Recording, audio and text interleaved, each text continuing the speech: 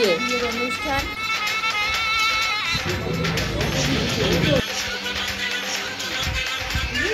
তো এটা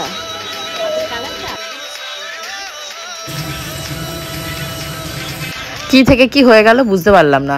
আমার পরিবারের এখন সবাই অসুস্থ। আমি, গোপুচন্দ্র, লিটিল গোল্ড, গোবিন্দ আগে অসুস্থ ছিল, এখন একটু সুস্থ হয়েছে। ফার্স্টে জ্বর ঠান্ডা কাশি হয়েছে গোবিন্দর, তার থেকে ছোঁয়াচে হয়েছে লিটিল গোল্ডের, তারপর হচ্ছে গোপুচন্দ্র। উনি একই গামছা একই সমস্ত কিছু, একসাথে খাওয়া দাওয়া একসাথে শোয়া, ব্যাস। আমার এত পরিমাণে গলা ব্যথা আমি তো ভাবিনি। কালকে তো তোমরা বুঝতেই পারছো, বেলা 5টার সময় গিয়ে আমার ভিডিও আপলোড হয়েছে, এত শারীরিকভাবে আমি অসুস্থ। তারপর এখন ভয়েস ওভার দিচ্ছি, কতখানি গলায় প্রেশার দিয়ে আমিই জানি। মানে আমি ঢোক চিপতে পারছি না, খাওয়া দাওয়া একদম বন্ধ হয়ে গেছে। তার জন্য কি হচ্ছে, আমার শরীর এত পরিমাণে দুর্বল হয়ে গেছে, সকাল থেকে উঠে মাথাটা প্রচণ্ড ঘোরাচ্ছে। 8টার সময় ঘুম ভেঙে গেছে, বাইরে গিয়ে যেই বসেছি একাদশী ভেঙে, খবর পেয়েছি শিবানিদি আসবে না, শিবানিদির জ্বর, শরীর খারাপ, ব্যাস। ঘরবাড়ির অবস্থাটা দেখতে পাচ্ছ, কি দিয়ে যে কি করব আমার কোনো মাথাতেই আসছে। প্রত্যেকবারই কোনো না কোনো শুভ অনুষ্ঠানের সময়, আনন্দ উৎসব করার সময় আমি এইভাবে ফালতুভাবে ফেসে যাই। কালকের হচ্ছে শিবরাত্রি, মন তো অনেক কিছুই চায় যে শিবরাত্রি করব, বাবার মাথায় জল ঢালবো, জানি না কতটা কি লিখেছে। আজকে ভেবেছিলাম নিরামিষ খাবো, তারপর তোমাদের গপুদাকে যদি আজকেও বলি নিরামিষ খেতে হবে, আজকে তাহলে ঝগড়া অশান্তি শুরু করে দেবে। ভেবেছি আমি নিরামিষ খাবো, ওনাকে মাছ দেবো। আজকে নিচেও মাছ রান্না করার কথা ছিল, ভেবেছিলাম ওখান থেকে রান্না বান্না করবে, ওখান থেকেই খাবো, একটু রেস্ট নেবো। তার হবে না, নিচে আজকে নিরামিষ রান্না হবে। তোমাদের গোপুদা যে মাছ খাবে বলে কাতলা মাছ নিয়ে এসছে। ঘর বাড়ি পরিষ্কার করতে একটুও মন চায় না, যেমন মন চাইছে না আমার একটু ব্লগ ভিডিও বানাতে, একটু আপডেট দিতে। কিন্তু কি করবো বলো, একটা অনুষ্ঠান বলে সারাটা বছর আমরা ওয়েট করে রয়েছি যে সব মজা করব, সব মজা তোমাদের সাথে শেয়ার করবো যতটা যেমন পারবো। সেটা যদি এখন আমি মাঝপথে থেমে যায় তাহলে পুরো চ্যানেলটাই বসে যাবে। ভেবেছিলাম নিজে নিজেই কমে যাবে, কোনো আর ওষুধ চালু করিনি, ভুলেই গেছিলাম যে এতখানি বয়স হয়ে গেছে আর এত ইমিউনিটি পাওয়ার নেই। তো সকালবেলা উঠে একটু গার্গেল করে কমানোর চেষ্টা করছিলাম, তারপর তোমাদের গোপুদাকে পাঠাবো কোনো একটা ওষুধ আনতে। অ্যাকচুয়ালি কী বলতো, আজকে রয়েছে নেল এক্সটেনশন করার দিন। অনেক অনেক কিছু ভেবেছিলাম, অনেক অনেক রকমভাবে ভেবেছিলাম, সাজগোজ করবো, গুছাবো, শুটিং করব, কিছুই আর হবে না। যাই হোক, চলো আজকে দিনটা তো শুরু করা যাক, দেখি এন্ডিংটা কেমনভাবে করতে পারি তোমাদের সাথে।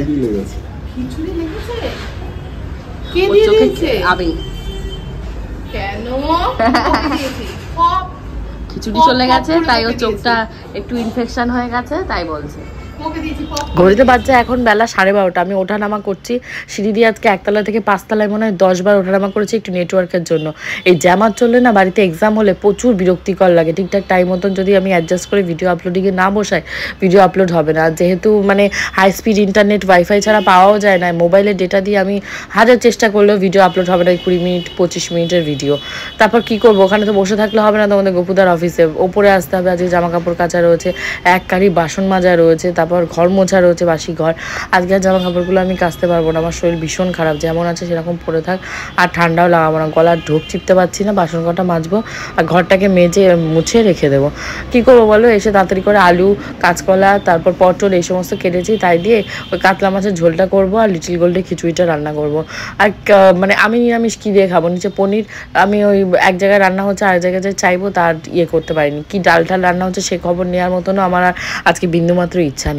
আর অফিসে সারাক্ষণ গল্প গল্প আর গল্প। তোমাদের গোপুদা এসে যদি একটু বাসন কটাও মেজে দিয়ে যেত সকালবেলা।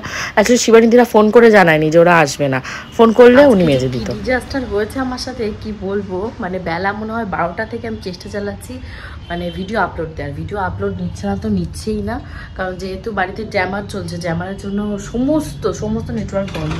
সেটা তোমার গোপুচন্দ্রের অফিসে গিয়ে আধা ঘন্টা ধর্না দিয়ে থেকে লাফালাফি 2, 3, 4, এখন বাজে তোমাদের 4:45। এখন কি ভিডিও আপলোড দিলাম। আর পূজার তো ফোনের পর ফোন শুরু হয়ে গেছে, কারণ নেল এক্সটেনশন করতে অলরেডি চলে এসছে। তো আগে আমার হাতের নেলটা এইরকম ছিল, এটা এই হাতের অবস্থা আর এটা হলো এই হাতের অবস্থা। তো এইটাকে আজকে চেঞ্জ করা হবে, চেঞ্জ করে পূজার বিয়ে উপলক্ষে তো তোমাদেরকে আগেই বলেছিলাম যে নতুন নেল করবো, তো সেটা করতে যাব। আর যোগা টিচারও বলেছে 5:30টায় আসবে। কোনটা দিয়ে যে কী করবো বুঝতে পারছি না। লিটিল গোল্ড জাস্ট ঘুমালো, তো চলো এখন লিটিল গোল্ডে খিচুড়ি খানিকটা নেবো, নিয়ে এখন বেরোবো। তোমাদের গোপুদা নেই, যেতে হবে অটো টোটোতে। তো চলো বেরোনো যাক, সবাই অপেক্ষা করছে ওখানটা, আজকে নেল এক্সটেনশন হবে। বড় হয়ে যাচ্ছে কোথায় যোগা টিচার তাকে দেখছে। যাও ওপরে যাও, তার তো খুঁজে বাবা পেয়েছিস, দেখতে পেয়েছিস, লাইট জ্বালায়নি আন্টি, তাই দেখতে পাচ্ছিস না। আমার যোগার টিচারও এসছে, তারও আজকে প্রচুর শারীরিক কন্ডিশন দুর্বল। সে ফ্যাচ করে হাঁচি দিচ্ছে, জ্বর ঠান্ডা লাগা। এবার কার থেকে কার হয়েছে এটা তো বলা যায় না, কারণ মানুষের শরীর যে কোনো সময় অসুস্থ হতে পারে। আজ কারো হচ্ছে, কাল কারো হবে। তো অনেক কষ্ট করে আজকে আমাকে যোগাটা করিয়েছে, কারণ আমার আগের সপ্তাহে একটা ডিউ ছিল, তো এই সপ্তাহে 3টে হবে, তো এটা সেকেন্ড হলো, আর একটা পাবো। পূজার বিয়ে করে হয়তো এই সপ্তাহে আর কবে কোনটা হবে জানি না। আমাদের কতগুলো কাজ যে পেন্ডিং রয়েছে তোমাদের তো শোনাচ্ছি। পূজার লেহেঙ্গাটা এখনও আনতে যাওয়া হয়নি, মেবি কালকে যাবে। কালকে যেহেতু শিবরাত্রি রয়েছে, আমার শারীরিক কন্ডিশন কতটা কি ভালো থাকবে কি থাকবে না জানি না, আমি আগে থেকেই বলে দেবো আমি যেতে পারবো না। তারপর গিনি মেনশানে সোনার গয়না যেগুলো রয়েছে অর্ডার দেওয়া, সেই সমস্তগুলো আনতে হবে। ওখানেও একদিন যাওয়া মানে পুরো একটা দিন খারাপ। আর লিটল গোলকে সাথে নিয়ে এত আর রাস্তাঘাটে ঘুরবোও না, কারণ মানে বাস ফাসে তো ট্রেনে তো প্রশ্নই ওঠে না, উঠিই না। আর মানে গাড়িতে করে যাওয়াও মানে বিপজ্জনক, রাস্তাঘাটে খাওয়ানো, খোলা জায়গায় খাওয়ানো, এতে অনেক শারীরিকভাবে অসুস্থ হবে। তো এখনও নেল এক্সটেনশন যে করাবে ও ঢোকেনি। ঘড়িতে প্রায় এখন তোমাদের 5:30 6টার কাছাকাছি বাজে, 6টাই বাজে প্রায় বলতে গেলে। তাই না আমি যোগাটোগা করতে থাকি, ওরা যখন আসবে তখন করব। পূজারা ফ্ল্যাটে প্রচুর ব্যস্ত, কারণ ফ্ল্যাট অলমোস্ট ডান, মানে একেবারে অলমোস্ট ডান, মানে অলমোস্ট ডান, কোনো কাজই ওরা বাকি রাখছে না। ওরা এখনই সব করে টোরে ফেলছে, ভালো করছে, যার টাকায় শেষে করছে। এখানে কারো কোনো অভিমত থাকতে পারে না। আমাকে বলেছে 5টার সময় আসবে নাকি তুমি? হ্যাঁ 5টায় আসার কথা ছিল, দোকানের কাজই শেষ হয়নি। ওরে বাপরে, কি আয় আয় আয়, তোর নেল এক্সটেনশন হবে, আয়। ওরে বাপরে, পালাচ্ছিস কেন এবার? আয়। তোমার কি শুধু হাতে? কিছু একটা পেতে দিলে ভালো হতো। এখনো ঢোকেনি, স্বর্ণ এখনো ঢোকেনি। আমি আমার মতন বসে গেছি, আমি আগে করে বাড়ি চলে যাবো। আমার বসে থাকলে হবে না ওর সাথে। তো ভগবানের কৃপাতে আমার নখগুলো খুব তাড়াতাড়ি বড় হয়ে যায় এবং শক্ত মজবুতও। তাই বলছে দিদি তোমার নেল এক্সটেনশনের দরকার, তোমার নেলের ওপরই করলে ভালো হবে। হ্যাঁ, আমি আমার নেলের ওপরই করেছি, আমি নেল এক্সটেনশন করিনি। আগের বার যেগুলো করা ছিল সেগুলোকে পরিষ্কার পরিচ্ছন্ন করিয়ে তার উপরে করে দিচ্ছে। আর বসে রয়েছি। পূজা এখনও আসেনি, মাও এক হাতে করবে। অ্যাকচুয়ালি কী বলো তো, আমার যখন বিয়ে হয়েছিল তখন নেল এক্সটেনশন হয়তো হতো, বাট আমার জ্ঞান তো ছিল না। জ্ঞান থাকলে হয়তো করতে পারতাম না, কারণ আমার তখনও হাতে বরাবরই, কারণ মানে শক্ত যেহেতু নেল না, অনেক সুন্দর বড় হতো। আর সুন্দর করে নেল পলিশ পরে বোথ হ্যান্ডে রেখে দিতাম। তখন আমার বর্ণনদ বলতো, হ্যাঁ দেখবো বিয়ের পর কেমন এত বড় বড় নখ নিয়ে ঘুরতে পারিস। তো বিয়ের পরে হয়তো বেশি দিন ঘুরতে না পারলেও লিটল গোল্ড হওয়ার পর একেবারে মানে ফুল স্টপ লেগে গেছে, নেলস আর বড় করি না। এই পূজার বিয়ের জন্যই নেলসটা বড় করেছি, আর নেলসে মানে এরকম নেল পলিশও লাগাচ্ছি। লিটল গোল্ডকে খাওয়াতে হয় না, ওর খাবার টাবারের ভেতরে যদি ওই সমস্ত ঢুকে যায়। পূজারও বলছিল এর উপরে আরও অনেক কারুকার্য করতে, স্টোন বসাতে। তাই বললাম স্টোন তো প্রশ্নই ওঠে না, লিটল গোল্ডকে খাওয়াতে গিয়ে যদি ওর পেটের ভেতর একবার চলে যায় তো গেল। স্বর্ণজিৎ আজকে ইনস্টলেশন হচ্ছে, ওদের সমস্ত ইলেকট্রনিক্সের জিনিস ফ্ল্যাটে রয়েছে। আমি দুইটাই করলাম, আমি বললাম না যে কি আমার খাবার দাবার করা, তারপর রান্না বান্না, হলুদ চলুদ সব যাবে, হাতে কালার মিক্স কালার হয়ে যাবে।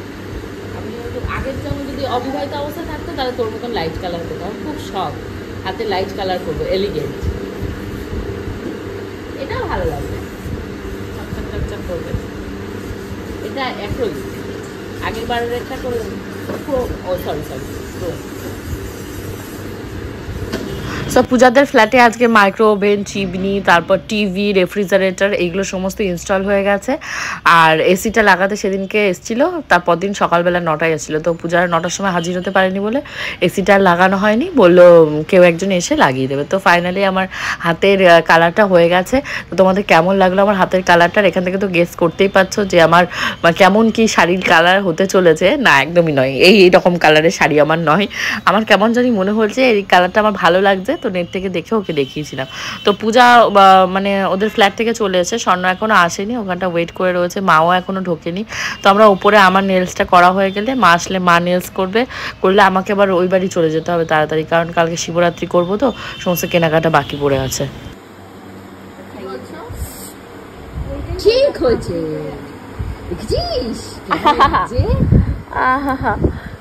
মনে হচ্ছে যেন নখটা ধরে উঠে যাচ্ছে, চুলে লেগেছে তার মানে। কষ্টকর, নখের উপরের পাটটা নিয়ে উঠে আসে, তো ওই জন্য ব্যথাটা লাগে। একজনের অবস্থা দেখ, তোর ওড়নাটা শেষ আছে মনে হয়। কি হয়েছে? হ্যাঁ, শাড়ি পরছে ও সারাদিন না, তাই শাড়ি পরবে, সাজগোজ করবে, এই হলো ওর কাজ।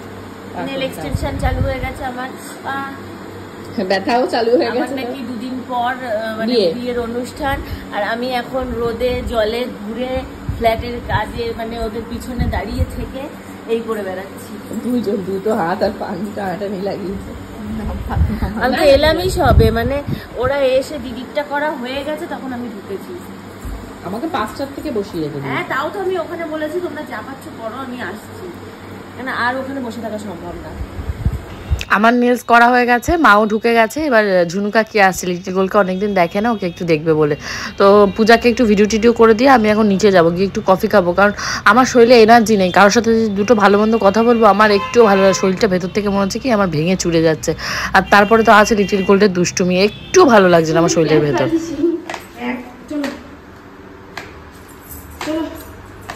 চলো চলো, ও বাবা ঘরের কি অবস্থা রে। কি হলো, তোমার চান্স হলো না? সো আমি এখন লিটিল গোলকে এক দফা নিচে থেকে খাইয়ে দাইয়ে নিয়ে এসেছি। কী করবো, ওকে তো খাওয়াতে তো হবে, নাহলে ও বাঁচবে কি করে। আমি খাই না খাই খিচুড়ি একটু সাথে করে রান্না করে নিয়ে গেছিলাম, ওইটাই মিক্সার মেশিনে ব্লেন্ড করে ওকে দিলাম যে ও খেয়ে ইয়ে করুক। আর এখন মাকে বলছি, মা তুমি তাহলে নেল এক্সটেনশন করতে বসো না। মা তখন বলছে একটু চা বানিয়ে দিতে। অ্যাকচুয়ালি কী বলো তো, এখন বাড়িতে প্রচুর মানে ঝামেলা হবে, কারণ দেখতেই পাচ্ছ ওপরের অবস্থাটা ভীষণই কাহিল, জামা কাপড় জুতো ইলেকট্রনিক্সের জিনিসপত্র ছড়ানো ছিটানো। কালকে থেকে সমস্ত লোকেরা কাজে লাগবে ওপরটা পরিষ্কার করতে। তারপর আমি বাপের বাড়িতে যাবো ভেবেছিলাম বুধবার, তার মনে হয় না আমার বুধবার যাওয়াটা হবে, কবে যাবো জানি না।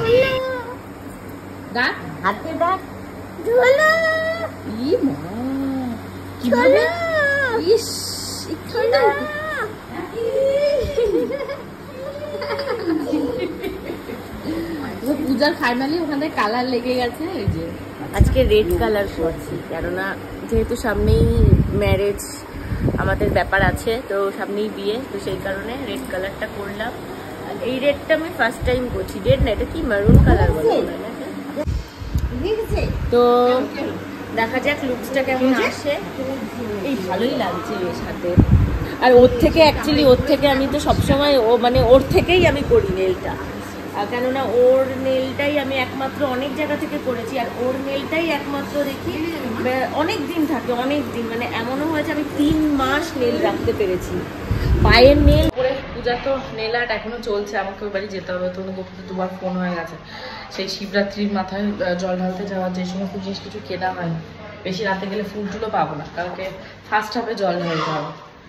চলো এখন গিয়ে একটু, মা বললো চা বানাতে, চা বানাই, বানিয়ে খেয়ে দিয়ে বেরোবো।